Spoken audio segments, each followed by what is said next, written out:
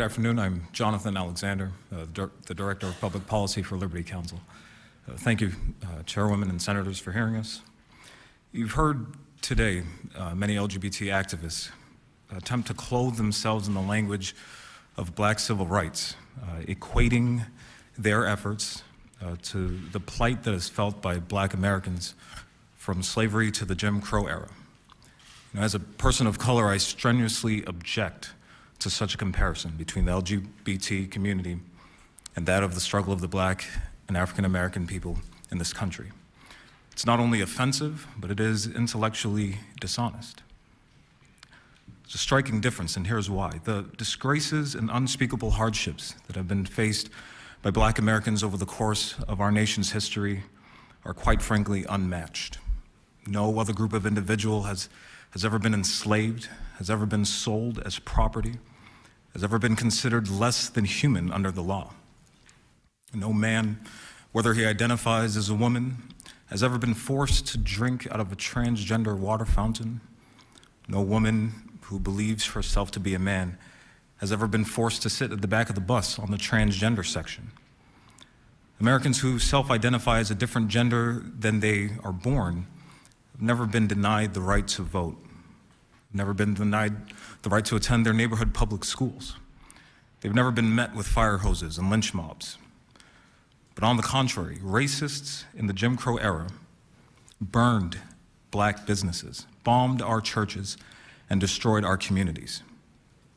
And so to compare the plights of folks that seek to identify by a different gender than how they were born, or make paramount their sexual orientation and say that that is co-equal to the story of Black and African Americans is unfounded and is intellectually dishonest.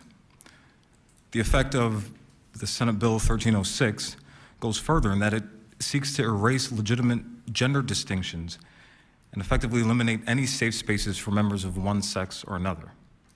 Maybe that's what the proponents of this bill want to push forward. That is inconsistent with what the mothers and the fathers, the concerned citizens all across the Commonwealth want as an ideal. And as lawmakers, it is your duty to continue to preserve those privacy rights, those dignity interests of all of your citizens, and not to force any woman or any young girl, any man, into situations, intimate situations with members of the opposite sex. That's the entire reason why we have separate male and female bathrooms. I get it, that there was a time in our country where we did separate bathrooms on the issue of race, not allowing a Black man to enter into the same bathroom as a white man. But as a society, we understood that was wrong and we rejected that.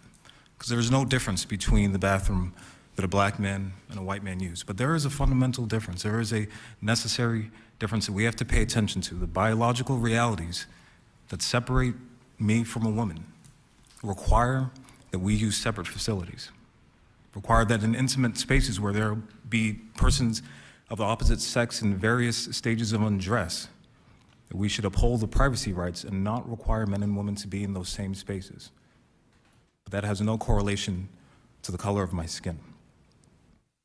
In addition, you've mentioned, and it's come from this panel, that religious organizations have claimed in the past that racial integration ought not to be the standard. Once again, we've rejected that, understanding that the standard of race is one that we hold as an immutable characteristic, something that is unchangeable, something that cannot be determined or expressed. But that's different from sexual orientation. That's different from gender identity, from expressing yourself as a different gender than how you were born. Because there is no action of being Black, but there is a behavior associated with sexual orientation. There is a identification process associated with one's gender identity. Myself as a Black man I've always woken up every morning, as I have before and will every morning, as a Black man. That's not a choice that I can make. That's not as a result of soul searching. My parents, my mother didn't live for 40 years as a white woman and just suddenly discover that she was Black. My father doesn't identify as Black or express himself as Black. No, he is Black. And we're grateful to live in a nation that doesn't assign moral or functional relevance to the color of our skin. But there is a moral and a functional relevance to the fact that my mother is a woman and that my father is a man. Without those two relevant moral, biological facts, I wouldn't be here. I couldn't exist. So piggybacking the gender identity or the transgender movement on the backs of the civil rights movement, saying that gender identity is co-equal to the Black experience, is not only intellectually dishonest, but it is fundamentally flawed. And it goes a step further and shames the legacy of the men and the women that fought to be known by the content of their character and not the color of their skin. I've spoken to many legislators that are weary of being called discriminatory. I'll assure you that you are not discriminatory when you uphold privacy rights, when you consider religious liberty as acting on their beliefs, their rights to determine that certain conduct can't be reflective of the organization that one participates in. You're not being discriminatory. Rather, you're thinking of those rights. You're also thinking of the privacy rights of the men and women when they enter into locker rooms, bathrooms, and shower spaces, that they not be forced to do so in the presence of persons of the opposite sex. Religious organizations here in Pennsylvania have the right under current state law to hire people that believe as they do, consistent with their belief. But make no mistake that the bill that you are considering today will strip away religious employers. And to do that, we have been using an utterly false and offensive comparison to someone's skin color.